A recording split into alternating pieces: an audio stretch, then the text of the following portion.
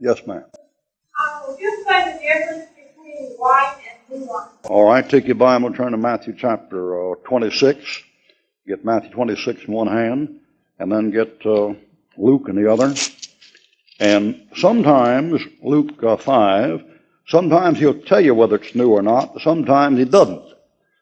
But there certainly is such a thing as new wine and old wine. The Bible is not slow to tell you the difference. All right, Luke 5 and Matthew 26.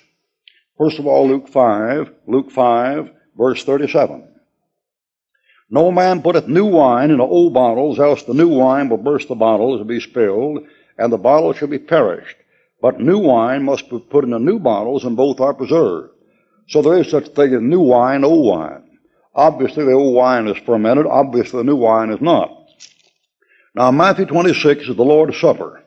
Matthew 26, verse 27. Matthew 26, 27.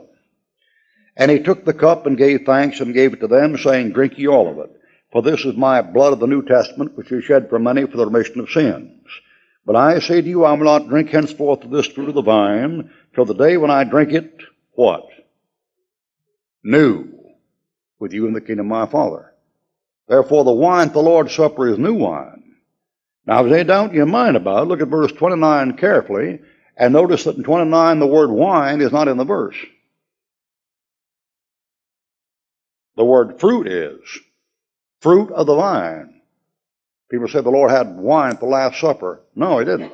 Matter of fact, he didn't. He had fruit. And that fruit was new wine because he said, I'll drink it new.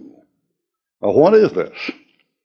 All right, come to Isaiah chapter 65 and notice where new wine is found. Isaiah 65. Isaiah 65, verse 8. New wine is found in a certain place. It's never found in any kind of a bottle. New wine is in a cluster of grapes. Isaiah 65, verse 8. Thus saith the Lord, as the new wine is found in the what? Cluster. So new wine doesn't come in bottles. New wine is grapes, and you squeeze the grapes out into the bottle. Now, for this operation, turn to Genesis 40, and here's the greatest type of Christ in the Bible, Genesis 40. This will be Joseph, and Joseph's a type of Christ in 152 particulars. And he's in jail like Christ, and there are two prisoners with him like Christ, and both of them are hung like Christ, and one of them is saved, one of them is lost like Christ. And when he's in the jail, what happens? The bread and wine show up like the Lord's Supper. Like Christ. How do they show up?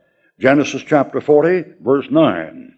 And the chief butler told his dream to Joseph and said to him, in my dream a vine was before me. And the vine were 3 branches. It was as though it budded and her blossom shot forth. And the clusters there brought forth ripe grapes, and Pharaoh's cup was in my hand, and I took the grapes and pressed them into Pharaoh's cup.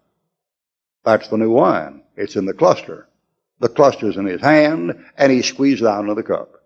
So at the Lord's Supper, Christ is sitting there with the grapes in his hand and says, I'll henceforth no more drink of this fruit of the vine till the day I drink it new with you in it's fresh grape juice.